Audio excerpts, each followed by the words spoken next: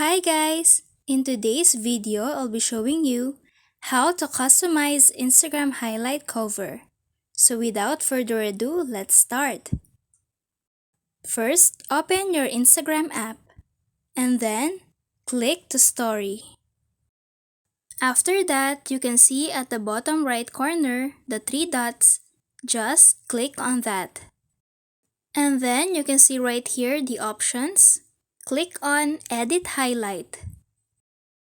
And then you can see right there, edit cover. Just tap on that. From here, you can see the image icon. Just tap on that to select a photo. You can select any photo that you want. After that, just click on done. That's it. For more videos like this, don't forget to like and subscribe.